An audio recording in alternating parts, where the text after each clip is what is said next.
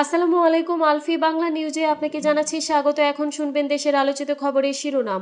আমাদের খবরটি যদি ভালো লাগে লাইক কমেন্ট শেয়ার করে জানিয়ে দিন আপনার মতামত। সরাইলে যুবলীগ নেতাকে গ্রেফতার, ২ ঘণ্টা পর পুলিশের ওপর হামলা চালিয়ে ছিনতাই। বিএনপির মনোনয়ন পরিবর্তনের দাবিতে বিক্ষোভ ও টায়ার জ্বালিয়ে সড়ক অবরোধ। নির্বাচনে জোট করব না, সমঝোতা করব জামায়াতে আমির ডাক্তার শফিকুর রহমান। রাজনীতিটা এখন ডাস্টবিনের মতো হয়ে গেছে বলে মন্তব্য করেছেন বিএনপির সহ আন্তর্জাতিক বিষয়ক সম্পাদক রুমিন ফারহানা। শাপলাকলি প্রতীকে ৩০০ আসনের প্রার্থী দেবে এনসিপি, বলেন নাহিদ ইসলাম। গাজীপুরে পুড়েছে ৬টি ঝুটের গুদাম, ৩ ঘণ্টার চেষ্টায় আগুন নিয়ন্ত্রণে। আমিনুর রশিদকে বিএনপির মনোনয়ন দেওয়ার দাবিতে মশাল মিছিল। ব্রাহ্মণবাড়িয়ার সরাইল উপজেলায় গাজী বোরহান উদ্দিন নামের এক যুবলীগ নেতাকে গ্রেফতারের ২ ঘণ্টা পর ছিনিয়ে নেওয়া হয়েছে। গতকাল মঙ্গলবার সন্ধ্যার পর উপজেলার অরুয়াইল পুলিশ ফাঁকির সামনে এই ঘটনা ঘটে। বোরহানউদ্দিন অরুয়াইল ইউনিয়ন শাখা যুবলীগের আহ্বায়ক এবং ধামাওড়া গ্রামের বাসিন্দা। পুলিশ ও স্থানীয় লোকজনের সঙ্গে কথা বলে জানা গেছে, একাধিক মামলার এজাহারভুক্ত পলাতক আসামি বোরহানউদ্দিনকে গতকাল বিকেল ৪টার দিকে অরুয়াইল বাজার থেকে সরাইল থানার পুলিশ গ্রেফতার করে। তাকে রাখা হয় অরুয়াইল অস্থায়ী পুলিশ ফাঁকিতে। এরপর থেকে ফাঁকির সামনে বোরহানের পক্ষের লোকজন জড়ো হতে থাকেন। সন্ধ্যা ৬টার দিকে কয়েকজন পুলিশ সদস্য সিএনজি চালিত ২টি অটোরিকশা ভাড়া করে বোরহানকে নিয়ে উপজেলা সদর থানার দিকে রওনা হন। এই সময় বোরহানউদ্দিনের ছোট ৩ ভাই সাবেক ইউপি সদস্য গাজী বাহারউদ্দিন, গিয়াসউদ্দিন ও রেহানউদ্দিনের নেতৃত্বে শতাধিক লোক পুলিশের উপর হামলা চালিয়ে বোরহানউদ্দিনকে ছিনিয়ে নেন।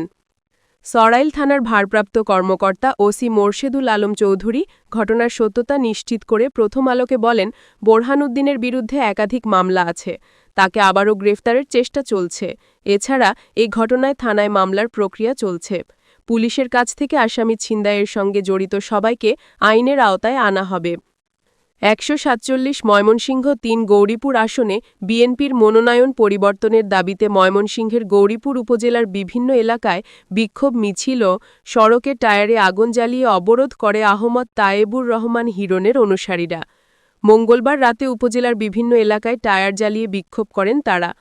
ময়মনসিংহ নেত্রকোনা মহাসড়কে শ্যামগঞ্জ বাজার ও ডেঙ্গার মোড় ছাড়াও ময়মনসিংহ কিশোরগঞ্জ মহাসড়কের গাজীপুর বাসস্ট্যান্ড, রামগোপালপুর বাসস্ট্যান্ড এবং নেত্রকোনা ঈশ্বরগঞ্জ আঞ্চলিক সড়কের শম্ভুগঞ্জ বাজারে টায়ার জ্বালিয়ে সড়কে অগ্নিসংযোগ করা হয়। এই সময় হিরণের অনুসারীরা ইকবাল হোসেনের মনোনয়ন পরিবর্তনের দাবিতে নানা স্লোগান দেন। ইঞ্জিনিয়ার এম ইকবাল হোসাইন বিএনপির কেন্দ্রীয় নির্বাহী কমিটির সদস্য এবং আহমদ তায়েবুর রহমান হিরণ গৌরীপুর উপজেলা বিএনপির আহ্বায়ক ও উপজেলা পরিষদ সাবেক চেয়ারম্যান। আগামী ত্রয়োদশ জাতীয় সংসদ নির্বাচনকে সামনে রেখে দুজনেই ধানের শীষ প্রতীকের মনোনয়ন প্রত্যাশী ছিলেন। সোমবার ইকবাল হোসাইন ধানের শীষ প্রতীকের মনোনয়ন পান। পরে মনোনয়ন বঞ্চিত হিরণের সমর্থকরা সোমবার রাতেই মনোনয়ন পরিবর্তনের দাবিতে শহরে বিক্ষোভ সমাবেশ করে। এর আগে মঙ্গলবার সকালে নেত্রকোনার মোহনগঞ্জ থেকে ছেড়ে আসা ঢাকাগামী আন্তনগর হাওর এক্সপ্রেস ট্রেন আটকে রেলপথ অবরোধ করে। আগামী জাতীয় নির্বাচনে আমরা জোট করব না, তবে নির্বাচনী সমঝোতা করব বলে জানিয়েছেন জামায়াতে ইসলামীর আমির ডাক্তার শফিকুর রহমান।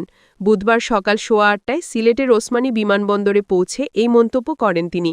ডাক্তার শফিকুর রহমান জানান, আওয়ামী লীগ নির্বাচনে অংশ নেবে কিনা সেটি তাদের নিজস্ব সিদ্ধান্ত, কাউকে জোর করে যুক্ত করা হবে না। অংশ নিতে না চাইলে তাদের জোর করে যুক্ত করারও প্রয়োজন নেই। আমরা জোট করব না, তবে নির্বাচনী সমঝোতা করব। গণভোট বিষয়ে পূর্বের অবস্থান পুনর্ব্যক্ত করে তিনি বলেন, জনগণের মতামতের প্রতি শ্রদ্ধাশীল থেকে রাজনীতি করতে চায় জামায়াতে ইসলামী। এইদিকে তৃতীয়বারের মতো বাংলাদেশ জামায়াতে ইসলামীর আমির নির্বাচিত হওয়ার পর প্রথমবার সিলেটে যান ডাক্তার শফিকুর রহমান। সিলেটে পৌঁছে সাংবাদিকদের সঙ্গে কথা বলেন তিনি। এর আগে বুধবার সকাল 7:30টায় ঢাকার হজরত শাহজালাল আন্তর্জাতিক বিমানবন্দর থেকে বিমানের একটি ফ্লাইটে সিলেটের উদ্দেশ্যে রওনা দেন বাংলাদেশ জামায়াতে ইসলামীর আমির। এইদিকে তার আগমন উপলক্ষে মঙ্গলবার বিকেলে মহানগর জামায়াত কার্যালয়ে যৌথ প্রস্তুতি সভা করে জেলা ও মহানগর জামায়াত। এর আগে সৌদি আরবে পবিত্র উমরা পালন শেষে জামায়াত আমির যুক্তরাষ্ট্র, যুক্তরাজ্য ও তুরস্ক সফর করেন। সেখানে সরকারি ও বেসরকারি পর্যায়ের বৈঠক ছাড়াও প্রবাসী বাংলাদেশিদের সঙ্গে মতবিনিময় করেন। রাজনীতিটা এখন ডাস্টবিনের মতো হয়ে গেছে বলে মন্তব্য করেছেন বিএনপির সহ আন্তর্জাতিক বিষয়ক সম্পাদক রুমিন ফারহানা। তিনি বলেছেন, একজন নারী যিনি শিক্ষিতা, যার একটি ডিগনিফাইড প্রফেশন আছে, যে একটা ভালো ফ্যামিলিতে বিলং করে, তিনি এই নোংরার মধ্যে নামবেন কেন? রাজনীতিটা তো এখন একটা ডাস্টবিনের মতো হয়ে গেছে, বিশেষ করে সোশ্যাল মিডিয়া এসে এবং সবার হাতে সেলফোন চলে যাবার পরে, বট আইডি ও এআই আসার পরে ইটস অ্যান অ্যাবসলিউটলি ডাস্টবিন। একটা ভদ্র ফ্যামিলির এডুকেটেড মেয়ে who has a very bright future ahead, উনি কেন পলিটিক্সে আসবেন? সবকিছু বিবেচনায় যদি কেউ চলেও আসে, দলগুলো হয়তো অত আস্থা রাখতে পারে না। বিএনপি এবার যে 237 জনকে মনোনয়ন দিয়েছে, তাদের মধ্যে 10 জন নারী রয়েছেন। বিশ্লেষকরা বলেছেন, রাজনীতিতে নারী নেতৃত্ব কমছে। সেই সঙ্গে বলা হচ্ছে, নারী নেতৃত্বের 33% পূরণ করেনি কোনো কোনো দল। বেশ কিছু জরিপেও এই বিষয়টি উঠে এসেছে। আপনিও একজন নারী, নারী নেতৃত্বকে আরেকটু প্রাধান্য দেওয়া উচিত ছিল কিনা? আসলে কমতি কোন জায়গায়? যোগ্যতার মাপকাঠিকে কমতি, নাকি রাজনৈতিক যে পরিবেশ সেই দিক থেকে কমতি? এমন প্রশ্নে একটি বেসরকারি টেলিভিশনের টক শোতে রুমিন ফারহানা এসব বলেন। তিনি আরও বলেন, বড় বড় পলিটিক্যাল পার্টি যেগুলো আছে, সেখানে কিন্তু যোগ্য নারী নেতৃত্বের খুব একটা অভাব আছে বলে মনে করি না। হয়তো পুরুষের তুলনায় তাদের সংখ্যা কম, কিন্তু সেটা এত কম নয় যে মাত্র 3 বা 4% নমিনেশন তারা পাবে। 100-র মধ্যে 3 বা 4 জন, but that is too low actually. Jatiya Nagarik party NCP Shaplakoli প্রতীকে নির্বাচন করবে এবং 300 আসনে প্রার্থী দেবে বলে আশা প্রকাশ করেছেন দলটির আহ্বায়ক নাহিদ ইসলাম। এই মাসেই দলটি তাদের প্রার্থী তালিকা চূড়ান্ত করবে বলে জানান তিনি। মঙ্গলবার রাতে দেশবাসীর উদ্দেশ্যে দেওয়া এক ভিডিও বার্তায় তিনি একথা জানান। নাহিদ বলেন, গত জুনে আমরা নির্বাচন কমিশনের নিবন্ধনের জন্য সব কাগজপত্র জমা দিই, কিন্তু নির্বাচন কমিশন আমাদের প্রত্যাশিত মার্কা শাপলা দিতে গড়িমসি করে।